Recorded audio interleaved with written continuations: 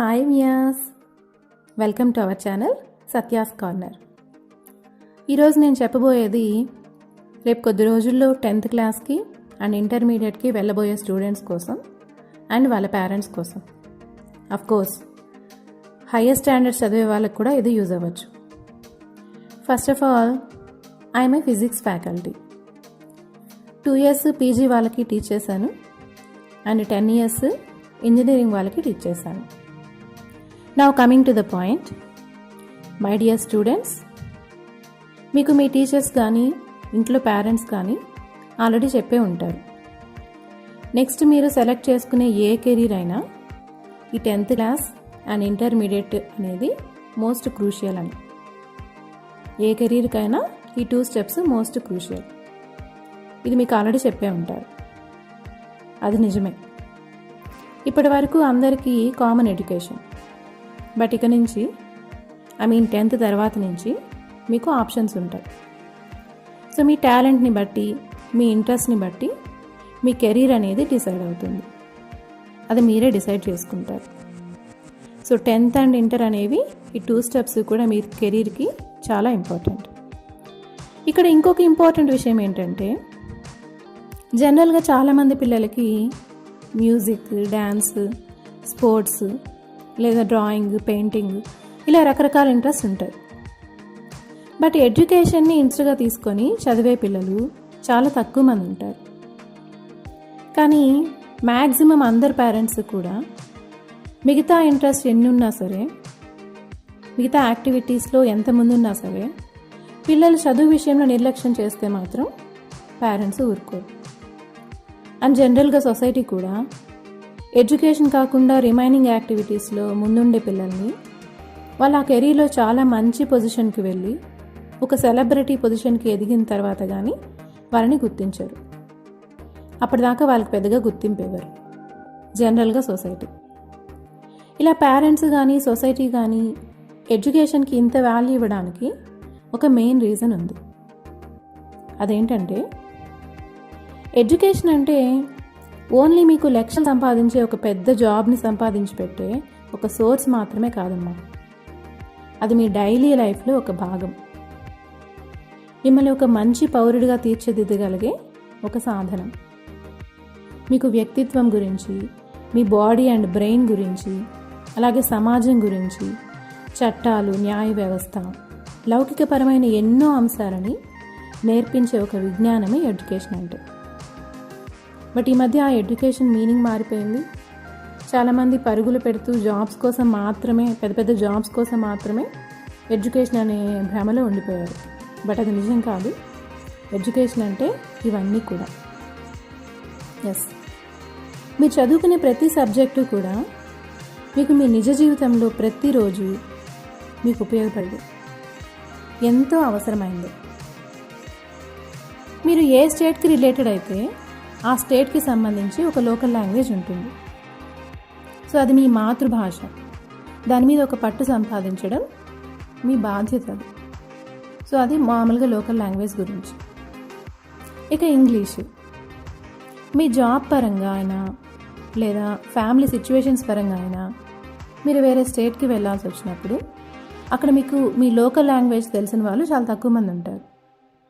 So English అక్కడ చాలా బాగా ఉపయోగపడుతుంది. మీరు తెలుసుకున్న ఏ సబ్జెక్ట్నైనా సరే పక్కన వాళ్ళకి రీచ్ అయ్యే విధంగా చెప్పడానికి ఇంగ్లీష్ అనేది చాలా బాగా ఉపయోగపడుతుంది. And next Hindi language. మీరు వేరే స్టేట్కి వెళ్ళినప్పుడు చిన్న చిన్న పనులు చేసుకునే వాళ్ళకి ఇంగ్లీష్ తెలియదు. బట్ చాలామందికి 99% మందికి హిందీ వచ్చి ఉంటుంది. సో అది ఎక్కడికి వెళ్ళినా మీకు ఉపయోగపడేది ఆ హిందీ లాంగ్వేజ్. సో ఇది కూడా మీకు చాలా బాగా యూజ్ అవుతుంది. ఇక సైన్స్, ఫిజిక్స్ కానీ కెమికల్ సైన్సెస్ కానీ ఏదైనా సరే సైన్స్. సో ఇది అసలు ఒక సబ్జెక్టే కాదు, ఇది మీ జీవితంలో ఒక భాగం. మీకు తెలియకుండానే మీ రియల్ లైఫ్లో ఖచ్చితంగా సైన్స్ని యూజ్ చేస్తూనే ఉంటారు. ప్రతి సిచ్యువేషన్లో కూడా మీరు సైన్స్ యూజ్ చేయకుండా ఎలాంటి పని చేయలేరు. సపోజ్ మీరు నడుస్తున్నారు, that is Newton's 3rd law. For every action there is an equal and opposite reaction. So మీరు ఒక స్టెప్ మీ ఫుట్ ఒక స్టెప్ ఆ నేల మీద పెట్టినప్పుడు అది తిరిగి మీకు అంతే ఫోర్స్ని మళ్ళీ మీ ఫుట్కి ఇస్తుంది. సో దాంతో మీరు నెక్స్ట్ స్టెప్ వేయగలుగుతారు. That is Newton's third law. అలాగే మీరు ప్రతి వస్తువుని చూస్తున్నారు, జనాల్ని చూడగలుగుతున్నారు, చుట్టూ ఉన్న ప్రతి దాన్ని చూస్తున్నారు అంటే లా ఆఫ్ రిఫ్లెక్షన్. లైట్ ఒక ఆబ్జెక్ట్ మీద పడి మళ్ళీ తిరిగి రిఫ్లెక్ట్ అయ్యి ఆ రిఫ్లెక్ట్ అయిన లైట్ మన కంటికి రీచ్ అయితేనే దాన్ని మనం చూడగలుగుతాం. So that is law of reflection. ఇలా ఒకటని కాదు, ప్రతి ఒక్కటి మనం మాట్లాడుతున్నాం by using the principles of science. మనం వినగలుగుతున్నాం by using the principles of science. అలాగే కెమికల్ సైన్స్, ప్రతి ఒక్కటి కూడా సైన్స్ అంటే రియల్ లైఫ్లో ఒక భాగం మాత్రమే, అదొక సబ్జెక్ట్ కానే కాదు. ఇక మ్యాథ్స్, చాలామంది అంటూ ఉంటారు ఎన్ని చదువులు చదివినా కూడా లెక్కలు రాని వాడికి జీవితంలో పైకి ఎదగలేడు అని అంటుంటారు. అది నిజమే. మ్యాథ్స్కి చాలా ఇంపార్టెన్స్ ఉంది. అండ్ ఈ సైన్స్ కూడా, మ్యాథ్స్ సైన్స్ రెండు ఒకదాంతో ఒకటి ఇంటర్లింక్డ్, ఒకటి లేకుండా ఇంకోటి లేవు అని అర్థం. సో అది కూడా మీకు డైలీ లైఫ్లో ఖచ్చితంగా ఉపయోగపడుతుంది. అండ్ సోషల్ స్టడీస్, మీరు సమాజంలో ఎలా మెలగాలి, అండ్ మీ హక్కులేంటి, మీ బాధ్యతలేంటి, పౌరుడిగా మీకుండే హక్కులు బాధ్యతలు ఏంటి, రాజ్యాంగం ఎలా ఉంటుంది, సొసైటీలో ఉన్నప్పుడు ఎలాంటి రూల్స్ పాటించాలి, అండ్ మన చరిత్ర ఏంటి, మన హిస్టరీ, మన పూర్వీకులు ఎలా ఉండేవాళ్ళు, మన నాగరికత ఏంటి, ఇవన్నీ కూడా జీవితంలో మనకి ఖచ్చితంగా యూజ్ అవుతాయి. మిమ్మల్ని ఒక మంచి సిటిజన్గా తీర్చిదిద్దడానికి ఇవన్నీ కూడా ఖచ్చితంగా యూజ్ అవుతాయి. ఇవన్నీ చాలా అవసరం.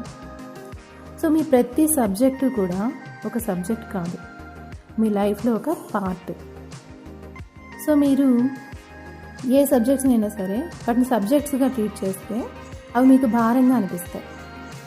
బట్ మీరు ఒక కొత్త విషయాన్ని తెలుసుకోబోతున్నారు, అది లైఫ్లో మీకు ఏదో ఒక సిచ్యువేషన్లో ఖచ్చితంగా యూజ్ అవుతుంది అని మీరు అర్థం చేసుకుంటే అప్పుడు అది మీకు భారం అనిపించదు. అది మీకు అర్థమైతే మీరు మీ సబ్జెక్ట్స్ని ఇష్టపడటం స్టార్ట్ చేస్తారు. సో అప్పుడు మీకు చదువు కష్టంగా అనిపించదు, మీరే చాలా ఇష్టంగా చదువుతారు. సపోజ్ మీరు ఒక మూవీకి వెళ్తారు, 2.5 hours ఉంటుంది మూవీ, చాలా ఇంట్రెస్టింగ్గా చూస్తారు. సో ఆ స్టోరీ మొత్తం మీకు సీన్ బై సీన్ ఖచ్చితంగా గుర్తుంటుంది. నెక్స్ట్ సీన్ ఏంటి, ఎక్కడ సాంగ్ వచ్చింది, ఎక్కడ ఫైట్ వచ్చింది, ఇవన్నీ మీకు ఖచ్చితంగా గుర్తుంటాయి కదా. సో అక్కడ మీరు ఇంట్రెస్ట్ పెడుతున్నారు, సో ఆ కాన్సెప్ట్ మీకు ఈజీగా గుర్తుంటుంది. సో అలాగే సబ్జెక్ట్స్ కూడా మీరు ఇష్టంగా కనుక వింటే ఖచ్చితంగా మీకు ఆ కాన్సెప్ట్స్ గుర్తుండిపోతాయి. 2.5 hours మూవీనే గుర్తున్నప్పుడు 1 hour చెప్పే క్లాస్ ఎందుకు గుర్తుండదు? సో ఖచ్చితంగా మీకు గుర్తుంటుంది, బట్ దాన్ని మీరు ఇష్టంగా వినాలంతే. ఆ కాన్సెప్ట్ని మీరు అర్థం చేసుకోవడానికి మీరు ఇష్టంగా వింటే సరిపోతుంది. అండ్ ఇప్పుడు మనకు తెలుసు టెక్నాలజీ చాలా బాగా డెవలప్ అయింది. సో మీ సబ్జెక్ట్స్కి సంబంధించి మీరు విజువల్స్ చూడొచ్చు, జస్ట్ లైక్ మూవీ చూసినట్టే మీ సబ్జెక్ట్స్కి రిలేటెడ్ వీడియోస్ చూడొచ్చు మీరు నెట్లో. అండ్ రియల్ లైఫ్లో అవి ఎక్కడెక్కడ యూస్ అవుతాయి వీటన్నిటిని కూడా మీరు వీడియో ఫామ్స్లో చూడొచ్చు. అప్పుడు మీకు కాన్సెప్ట్ అనేది చాలా ఈజీగా గుర్తుండిపోతుంది. ఇక్కడ ఇంకొక ఇంపార్టెంట్ థింగ్ ఏంటంటే మీరు సబ్జెక్ట్ నాలెడ్జ్ని గెయిన్ చేయడం ఇంపార్టెంట్ అమ్మా. మార్క్స్ని, గ్రేడ్స్ని, ర్యాంక్స్ని కాదు, సబ్జెక్ట్ నాలెడ్జ్ని గెయిన్ చేయడం మాత్రమే ఇంపార్టెంట్. ఈ ర్యాంకుల కోసం, గ్రేడ్స్ కోసం ఎప్పుడు చదవకండి. ఎందుకంటే ఈ మార్క్స్, ర్యాంక్స్ ఇవన్నీ మీకు ఎంతవరకు యూజ్ అవుతాయంటే మిమ్మల్ని జస్ట్ ఇంటర్వ్యూకి కాల్ చేయడానికి మాత్రమే, ఆ స్టెప్ వరకు మాత్రమే మీకు ఇవన్నీ యూజ్ అవుతాయి. మీకు వచ్చే పర్సంటేజెస్ కానీ, ర్యాంక్స్ కానీ ఇవన్నీ ఆ స్టెప్ వరకు మాత్రమే యూజ్ అవుతాయి. నెక్స్ట్ ఇంటర్వ్యూ లెవెల్ నుంచి నెక్స్ట్ జాబ్లో ముందుకు వెళ్ళాలన్నా, జాబ్లో పైకి ఎదగాలన్నా మీకు ఉపయోగపడేది సబ్జెక్ట్ నాలెడ్జ్ మాత్రమే. మీరే అబ్జర్వ్ చేయొచ్చు, ప్రతి సంవత్సరము కూడా కొన్ని లక్షల మంది వాళ్ళ ఎడ్యుకేషన్స్ కంప్లీట్ చేసి సర్టిఫికేట్స్తో బయటకు వస్తుంటారు. బట్ సర్టిఫికేట్స్ ఉన్న ప్రతి ఒక్కరికి జాబ్స్ వస్తున్నాయా? లేదు. వాళ్ళు కొంతమంది ఖచ్చితంగా జాబ్స్ వస్తాయి. ఎవరికి అంటే సబ్జెక్ట్ మీద గ్రిప్ ఉన్న వాళ్ళకి మాత్రమే. సో ర్యాంక్స్ కోసం కాంపిటేటివ్గా ఇలా చదవకండి, సబ్జెక్ట్ని ఇష్టపడుతూ దాన్ని నేర్చుకోవడానికి చదవండి. అప్పుడు ఆటోమేటిక్గా ర్యాంక్స్ వాటంతట అవే వస్తాయి. మీరు వాటి కోసం తాపత్రయపడాల్సిన అవసరం లేదు. వాటి కోసం బట్టి పట్టి సబ్జెక్ట్ని పక్కన పడేయకండి. సబ్జెక్ట్ నాలెడ్జ్ మాత్రమే ఇంపార్టెంట్. అండ్ ఈ ఎడ్యుకేషన్ అనేది మీకు మళ్ళీ ఇంపార్టెంట్ ఎందుకని నాకు ఇంకొక రీజన్ కూడా చెప్తున్నాను. డబ్బులు ఈరోజు ఉండొచ్చు, రేపు పోవచ్చు. ఫైనాన్షియల్ పొజిషను మారుతూ ఉంటుంది. సిచ్యువేషన్స్ ఎప్పుడు ఒకేలాగా ఉండవు. సిచ్యువేషన్స్ డిఫరెంట్గా చేంజ్ అయిపోతూ ఉంటాయి. కానీ ఎలాంటి వర్స్ట్ సిచ్యువేషన్లో అయినా సరే మీ ఎడ్యుకేషన్ మీకు ఖచ్చితంగా యూజ్ అవుతుంది. మీకున్న సబ్జెక్ట్ నాలెడ్జ్, మీ ఎడ్యుకేషను మిమ్మల్ని మళ్ళీ ఒక గుడ్ పొజిషన్కి తీసుకెళ్ళడానికి ఖచ్చితంగా యూజ్ అవుతుంది. ఎలాంటి వర్స్ట్ సిచ్యువేషన్లో ఉన్నా సరే మీ దగ్గర సబ్జెక్ట్ ఉంటే, మీ దగ్గర వర్త్ ఉంటే మీరు ఖచ్చితంగా మళ్ళీ మంచి పొజిషన్కి వెళ్ళగలుగుతారు. సో అందుకని సబ్జెక్ట్ నాలెడ్జ్ అనేది చాలా ఇంపార్టెంట్. సో దాన్ని మిస్ చేయకండి. ర్యాంకుల కోసం పోటీ పడుతూ దానికోసమే బట్టి పట్టి ఇలా చదవకండి. సో మీరు చదువుని భారంగా కాకుండా ఇష్టంగా చదవండి. అప్పుడు మిమ్మల్ని ఎవరు చదవమని బలవంతం చేయాల్సిన అవసరమే లేదు. మీరే చాలా ఇంట్రెస్టింగ్గా చదువుతారు. అండ్ అలాగే డియర్ పేరెంట్స్, మీరు మీ పిల్లలకి చదువు యొక్క వాల్యూని చెప్పండి. ఎడ్యుకేషన్ వాల్యూని చెప్పండి. చదువు మీద పిల్లలకి ఇష్టం కలిగే విధంగా చెప్పండి. అంతేగాని ఎడ్యుకేషన్ని భారంగాను, అయిష్టంగాను, బలవంతంగా చదువుతున్నట్టు ఆ చదువు మీద విరక్తి పుట్టే విధంగా పిల్లల్ని ప్రెషర్ చేయకండి ప్లీజ్. పేరెంట్స్ అందరికీ ఇది నా రిక్వెస్ట్. మీరు మీ పిల్లలు మంచి పొజిషన్లో ఉండాలి అనుకుంటే ఆ ఎడ్యుకేషన్ వాల్యూ గురించి మాత్రమే చెప్పండి. దాని మీద ఇష్టం కలిగే విధంగా పిల్లలకి నచ్చచెప్పండి. అంతేగాని దాన్ని కష్టంగా ఫీల్ అవుతూ బలవంతంగా ఏదో చదవాలి కాబట్టి చదువుతున్నామని ఇలా ప్రెషర్ ఫీల్ అయ్యేలాగా చేయకండి. సో ఇది నేను చెప్పాలనుకుంది. ఇదంతా వినేందుకు thank you so much. Keep watching our channel Satya's corner.